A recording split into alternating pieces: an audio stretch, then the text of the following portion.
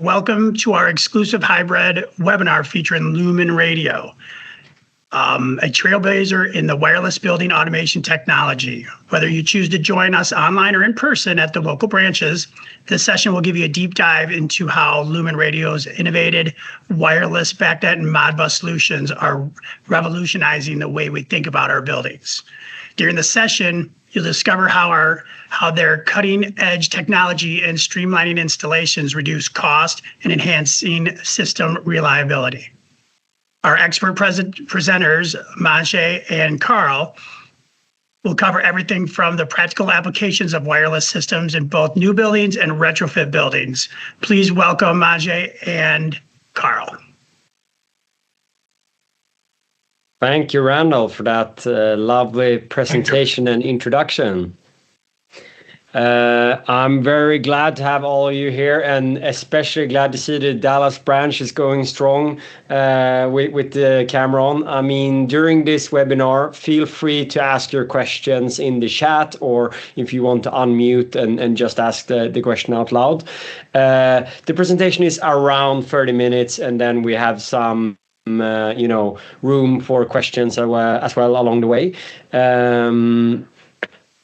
So today we will talk about, I really liked the Cochrane image, cut the cord, because really that's what we're doing, right? No more wires. Some people call us instead of a box of wires.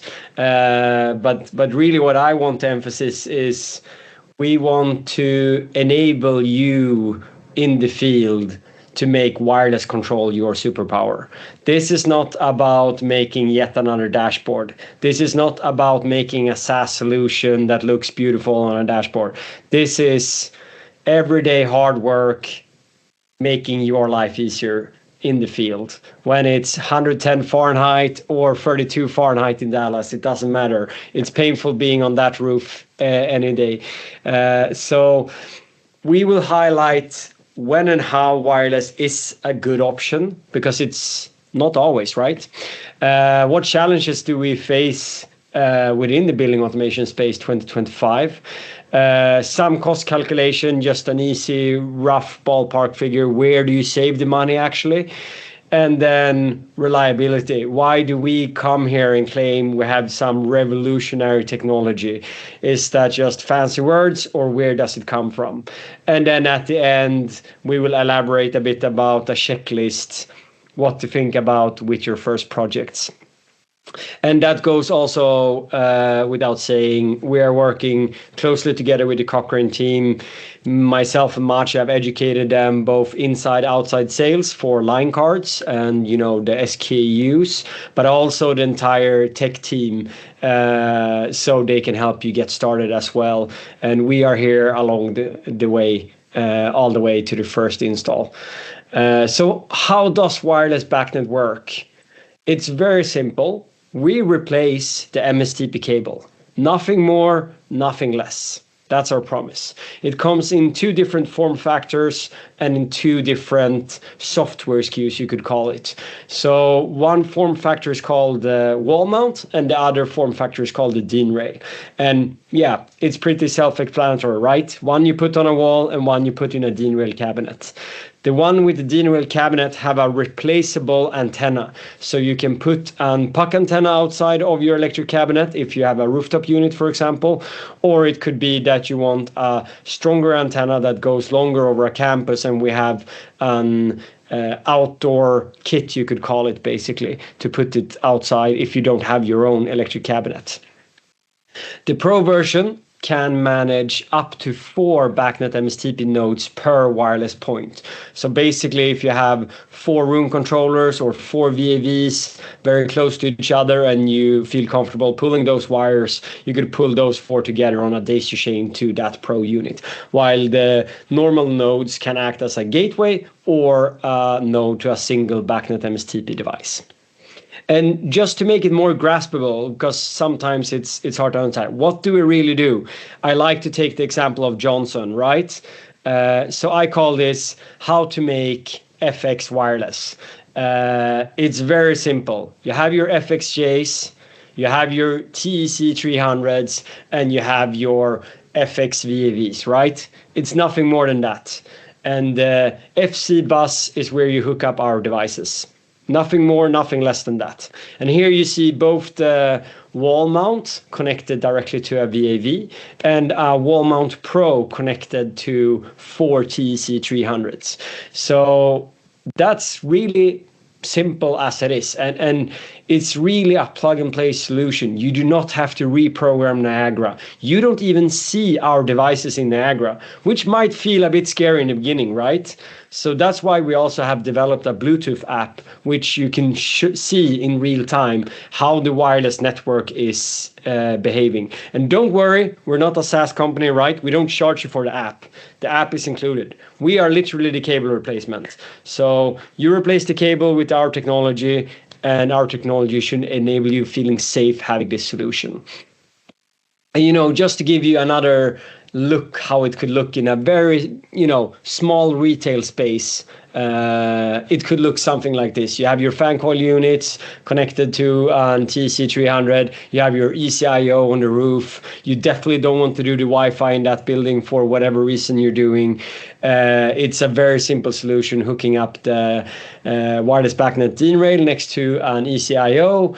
And then from there, if needed, you could add a mesh repeater on the second floor. And then on the 2 bottom floor rooms, you have your BACnet nodes. So our technology meshes through the building, so you extend the range over a larger site. But from the beginning, we have a very, very long range to begin with. I will come back to that as well.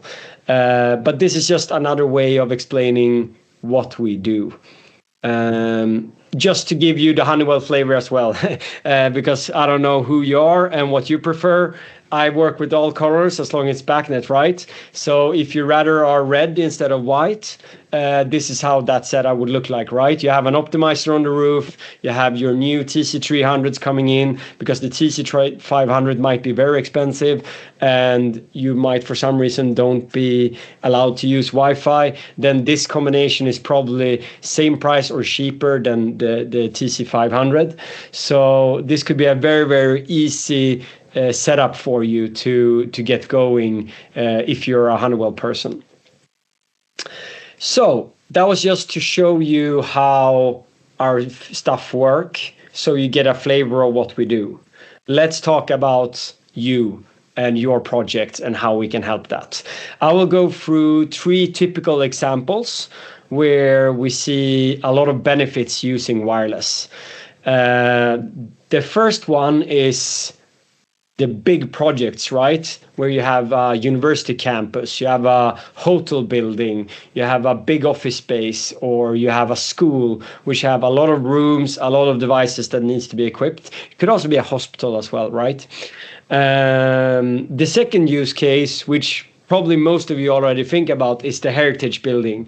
Let's say you have a local municipality building that has been there since the foundation of that town. It's 100-year-old building, and you know it's very hard to do something about the building automation there. That's where we come in as the only solution, right? The third example is where most of you probably get started. So how do you get 1 week of work done in 3 hours? I hope to give that answer later on. I will start with talking about the cost-efficient example for schools and hotels. And I mean, I've already given a shout out to Dallas. I will give a shout out to more Texas locations today. But let's start with Austin, Texas here. It's our latest use case on our webpage. It's called the Lakeway Resort.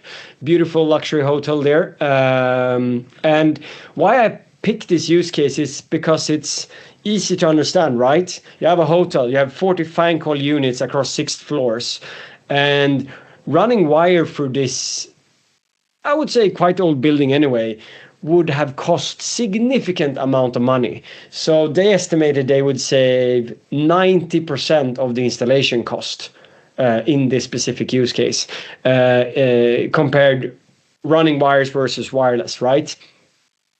And I mean, they also had a very good benefit where in the center of the building, they had MSTP ports on every floor. So it was easy for them to start in the middle with gateways and then just go out on every floor with 6 different wireless BACnet networks. So it's just one of those examples where you have a commercial building that needs a fan coil unit renovation, and instead of doing a massive rip and replace where the installation cost just is half the budget, this is a very, very good example.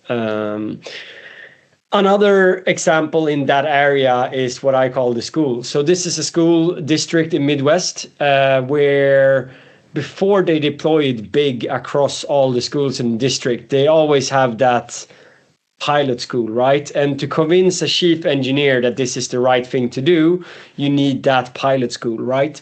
So we gave them literally very little details. They basically saw this type of webinar and we said, good luck, have fun, call us if you need us, but we don't think you need us. And literally that building engineer for that school district spent less than a workday in total in scoping, designing, installing, and commissioning the system. If you think about what that will enable school district with tight budgets, it's just massive. Imagine how many systems we can help out saving money for those school districts by enabling this type of things. In this case, they had a JACE. Not all smaller buildings on a bigger school campus have a JACE, right? They might only have a JACE for the high school building, but not for the K-2 building for the smaller kids.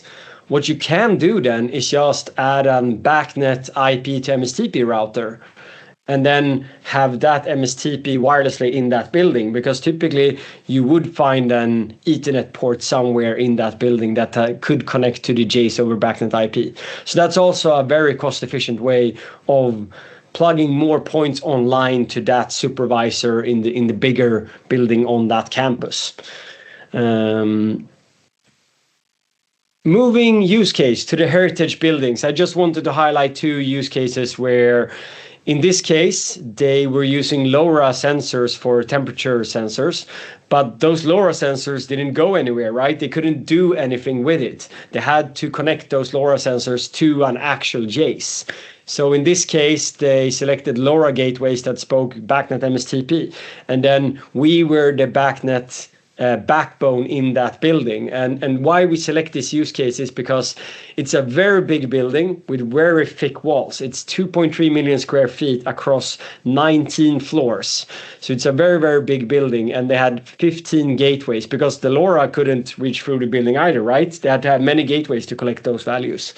So then they used our technology with repeaters across the building to go back to the JACE that was in the basement. The second part is where, coming back to when you want wireless control, not only measure, actually doing actuation, there are very few options out there, right? And when the energy crisis hit Europe in 2022, the National Museum of Poland in Warsaw needed a quick and fast and reliable solution to control their energy savings, right? And in this case, they used Modbus, but it's very similar to BACnet, and they had to connect those 12 VAVs, and in this case, they only needed one repeater across 600 feet long building that is very, very thick brick wall style. So coming back to the use case that most of you might already have thought about, that heritage buildings, it's a very, very suitable option where you probably don't have that many other options out there, right? But let's talk about the use cases which you would probably say on your normal day-to-day jobs, right? Rooftop units. This is one of our earliest use cases, and this is where we claim the title "A week's job in 3 hours." And that's because the building owner, when different installer quoted this job running wires, it was a week long of job for these 6 rooftop units. So it was not really worth the while for these contractors, or rather this building owner, to do the job. While this contractor said, it's a good use case for us to try the LumenRadio technology. The range, it's roughly 150 feet between these 2 points. So it was, it was a distance, but not the longest distance we at LumenRadio have heard about. So it was still quite fine, right? And you could guess how surprised the installers or the mechanical contractor were when they finished the job in 3 hours and came home for lunch, because everyone else quoted this job to be a week. So the contractor themselves were very happy that it took so little time to do this job, and it enabled them to actually do more jobs while still having good margins on every job. And coming to rooftop units, this is where we see the most deployments with our technology. And I wanted to bring in a Cochrane use case. We haven't wrote up a specific use case story yet, because, I mean, we just started working together, right? But it's a very common use case we have all across the states. I've taken a picture from Texas, but it represents a very similar style building as the one in the Midwest we had. So basically, the project was a mix of BACnet-enabled devices. You had some Distech ECBs, you had some Train Symbios, and you have some Train BCI2 boards. Classic rooftop unit stuff, right? 12 of them needed to connect. And actually, why I highlight this is because we initially had some issues. And together we figured out that some of those devices were set on extended frames. And with that said, we don't support extended frames with our technology. So that's just being honest with all of you guys that, I mean, it's wireless, we can't do everything. So once we figured that out, it was quite easy to change those devices to remove the extended frames and work with smaller APDU sizes. So I don't want to go in too technical today, but what I want to say with this is that when you try our technology, you have the tech team of Cochrane and you have my team here in Sweden, always ready to support you to go across the finish line. We stand behind our products and we know it works. We have been there out in the field. So we are really there for you when you're trying out this technology.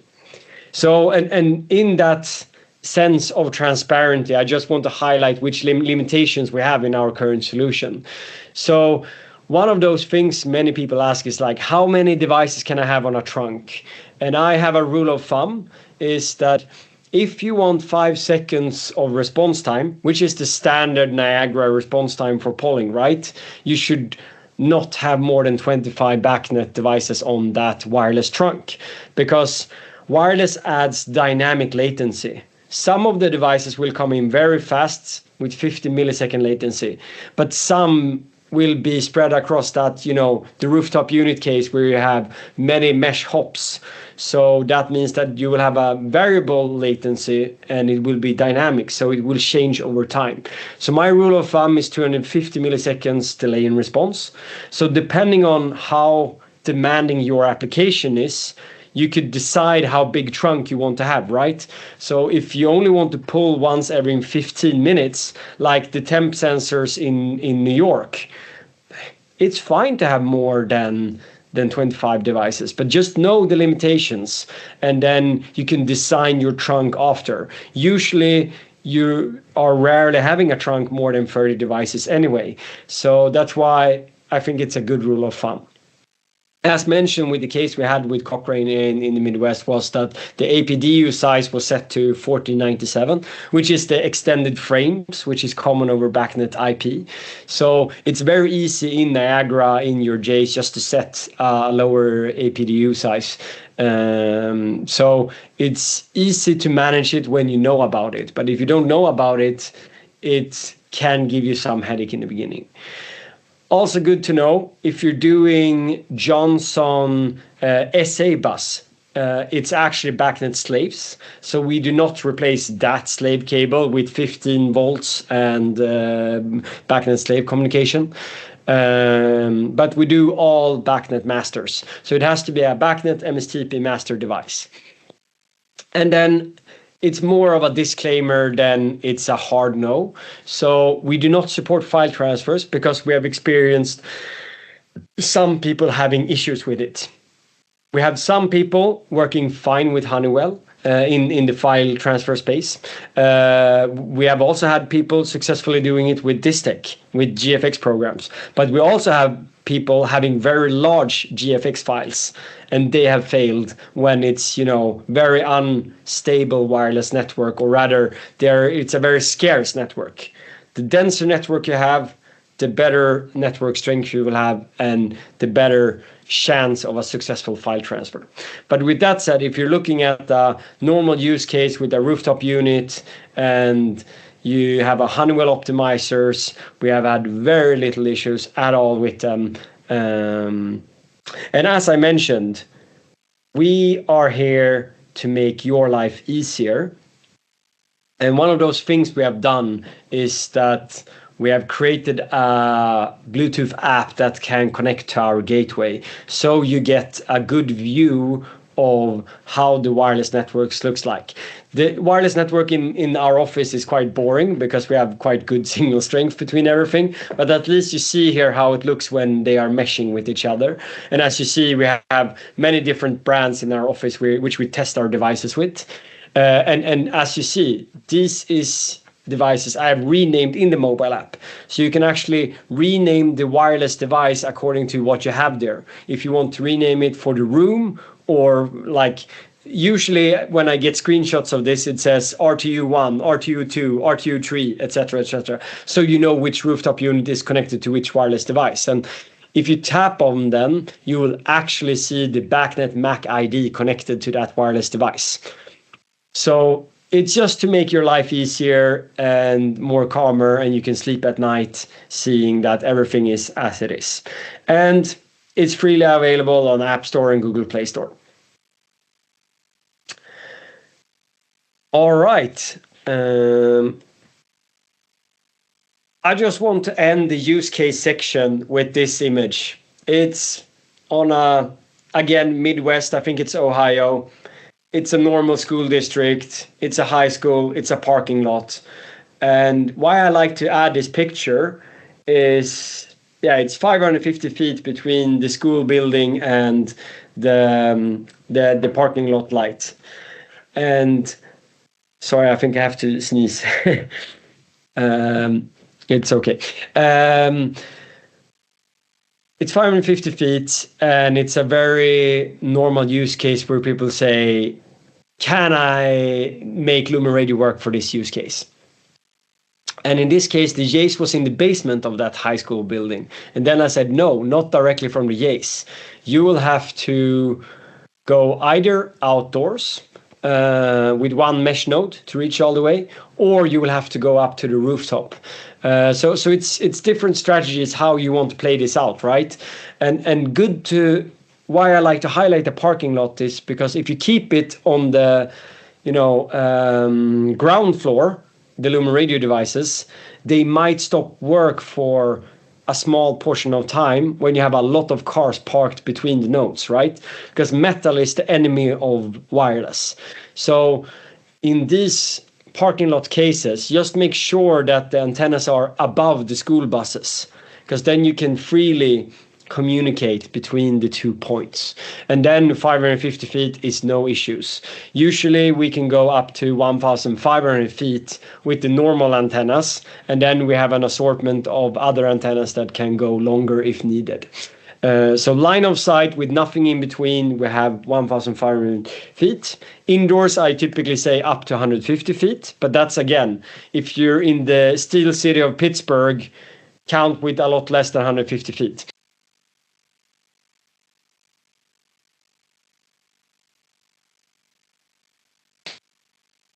Can people hear me again?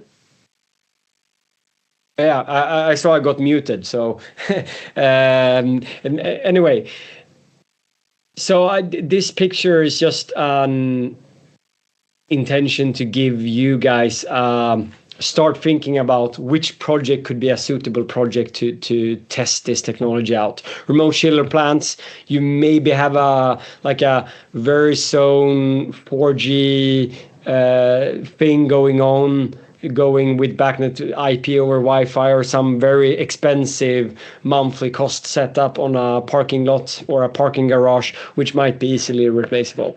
So these are just examples where system integrators have told me like, oh yeah, this is actually a great first project because it's just a couple of nodes. It's easy to control and see if it works or not. And it's usually very expensive to pull wires.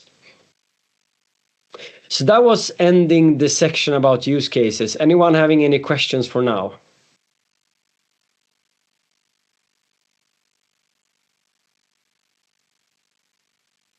Right, is anyone curious how this stuff works? It looks like some guys in Dallas are. And I mean, just to quickly highlight what are the challenges we're all facing, right? It's hard to get funding for projects. It's high pressure on reducing energy and cost of operations, and especially it's lack of skilled staff, particularly installers, to do the jobs. It's hard to find the right labor doing the right jobs. So how can we do more with less people?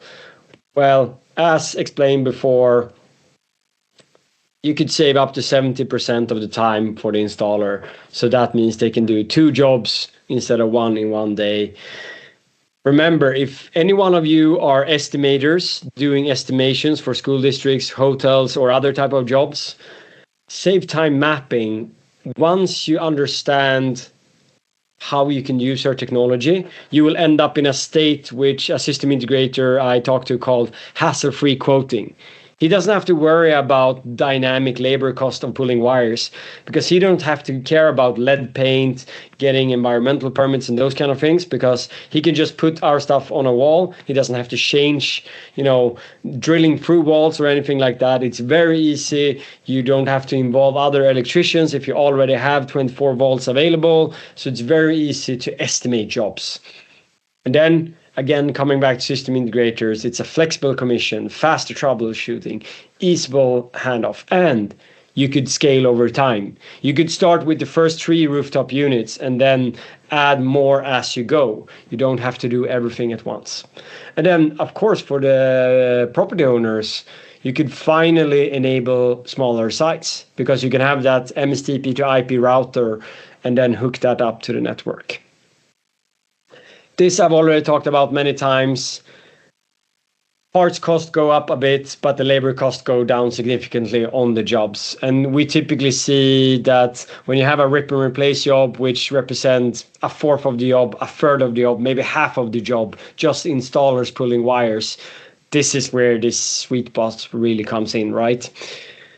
And now to the question, why does our wireless technology work compared to everyone else? Just to get you guys a bit active, how many of you have tried any wireless BACnet technologies? Can I get some type of, someone types in the chat, I've tried, or a thumb up, or I see a hands up on the video. Anyone else having anything to share here? I would love to hear if you have tried, because wireless BACnet have been around, right? Johnson have 3 generations of wireless going on. So probably some of you have tested wireless before. And wireless BACnet, as it was written in the standard 2008, is with a technology called Zigbee. And I will explain why that is not particularly suitable for building automation and what we do that is different. So what's our secret?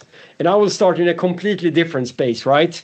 I will start when our other segment really took off, Coachella 2012, where the creative director wanted all of those lights, the big stage lights, point at the main stage when the main stage artist came along. And the campus for that festival is a mile long, right? You couldn't pull DMX wire.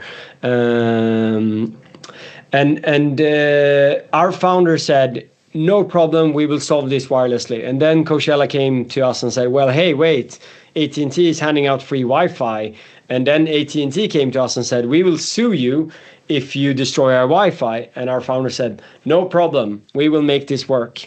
And we did make it work, even though 100,000 people were there and the AT&T Wi-Fi was just blasting out to all of them.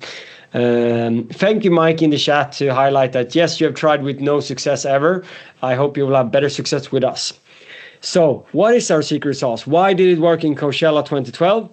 Why will it work in your building 2025. We have something which I call the secret sauce. It consists of 3 technical elements and 1 user interface aspect. We have cognitive coexistence, which is our patented frequency hopping. It selects the right lanes so you don't have to stand in line in traffic, right? We are like a motorcycle on traffic jams, just skipping lanes like this. And we do it 100 times per second, and you don't have to do anything. It's built in. No coming back to a site to change frequency. This is happening in real time, 100 times per second. This has given us the opportunity to utilize 10 times the radio output power than Zigbee uses. So imagine pumping 10 times faster on a motorbike that could jump lanes, right? Only that gives you significant range increase.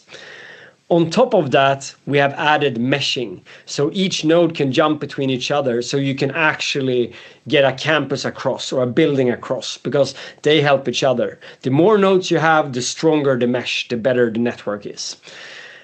The final part of our existence is that we want an easy setup.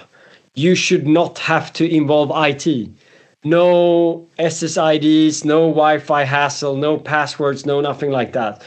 We are a secure AES-128 encrypted network that is proprietary to us, and it's easy to set up. The electrician can do it himself. It's dip switches, physically buttons on the devices.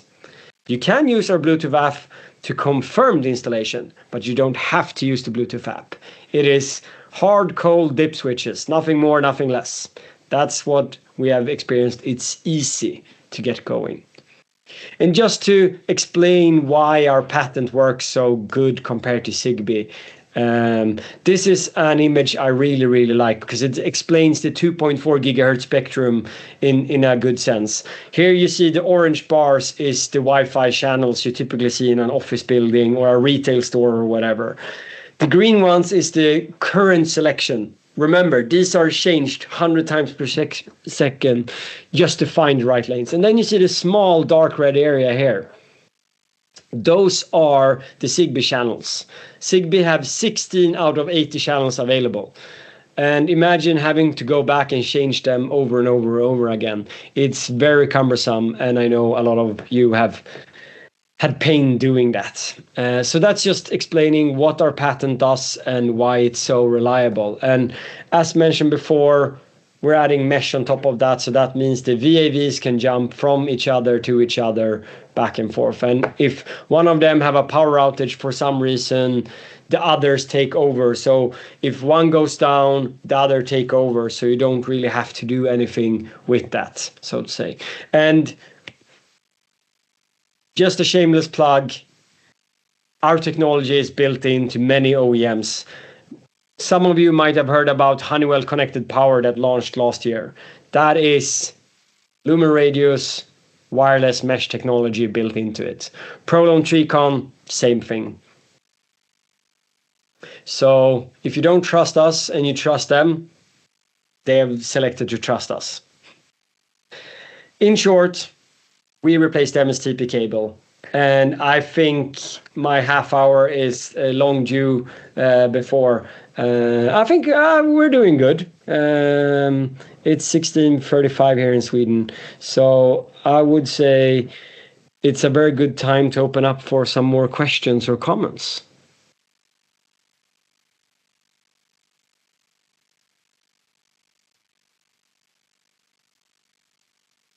Can you tell us again what the difference between the Pro model is and the other one? Perfect, thank you. Yes, I will go back to my JCI slide in the beginning. You see it now? Yep. So the Pro module can daisy chain up to 4 BACnet MSTP devices, while a normal product can only daisy chain 1. We are software blocking more than 1 BACnet MAC ID on the node, that is a single node, while the Pro node, you can have up to 4 MAC IDs connected to that one. So basically, we will block more MAC IDs than the first 4 that comes into the token chain loop on a Pro. Awesome, thank you. What is the maximum amount of nodes to gateway? You can have up to 100 wireless nodes, and all of them can connect BACnet devices to it. But having a BACnet trunk of 100 devices is not recommended, as mentioned before. 25 BACnet devices is good. So if you have 25 devices across the site and you need more nodes for repeating, meshing, basically, you can add more wireless devices as you want as well. So up to 100 wireless devices is supported. Thank you. I see Darren have a hands up. Yes. Have you ever considered an IP-based gateway? And when you say IP-based gateway, is it that you mean that, let's see if I understand you correctly, that this cable is IP, so basically being the IP to MSTP router, or Correct, that you want to yes. expand? Yeah, we're looking into it, but from my point of view, we have a lot of very good, competent BACnet IP to MSTP routers on the market. We have contemporary controls, we have KMC. I mean, even the Jace in one sense is an IP to MSTP router. So for us, building an IP to MSTP router is, we like all of those other guys, and our dream would be for them to integrate our OEM module into their IP router. Does that make sense, Darren? Yeah, because it'd be nice if this was IP based, where the W BACnet gateway you show here, and that way it could hang anywhere on an IP network if needed, and then go wireless directly out of that, which was my thought. So. And thank you for sharing that feedback. You're not the first one saying it, so we are looking into it. But from my point of view, buying contemporary controls, BACnet MSTP to IP router plus our DIN rail is not, I would say, a very high investment for a building owner. So today I would say that's the fastest way doing what you want to do. Buying one of those IP to MSTP routers together with our gateway, and then you're good to go.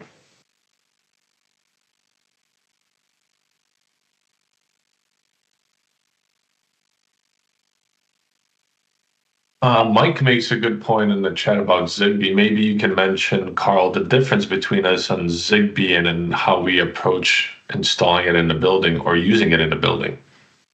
Yeah, thank you, Mike, for that in the chat. As you say, Zigbee is really a pain. And before going back to the building, I just want to highlight this again. I mean, now you hopefully clearly see why Zigbee is an issue, because every time Wi-Fi channel 11 is enabled, Zigbee will have significant reduction in communication because someone else is screaming on the exact same channels. And Zigbee is also only allowed to use 10 dBm, so you would have to have a lot of repeaters or amplifiers to actually reach out, while we use 10 times as much output power. So what that means for a building, I will actually use the Starlit Lay building here as an example. And this is not Zigbee, it's actually LoRa. But for those LoRa temp sensors, they needed 15 gateways across that entire building.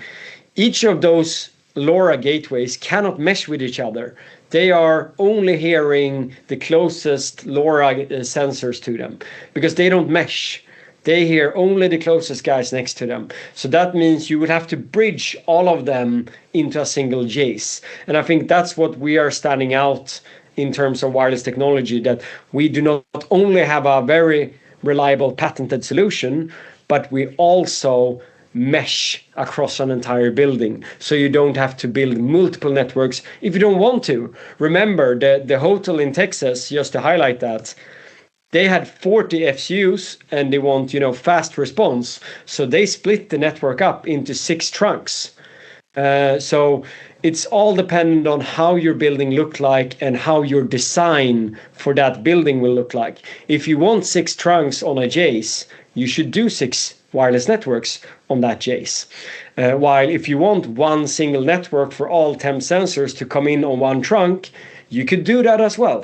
So we are very flexible in how you use our products. Has anyone here used wireless back then and is willing to share their experience? That means we need to help everybody get some wireless BACnet in their hands and try this out. Okay. Well, then I will stop sharing my screen and come back here. Thank you all for taking the time. I really appreciate all of you. Carl, Majay, thank you very much. We really appreciate your time. This is just like Mike just put in there, great product.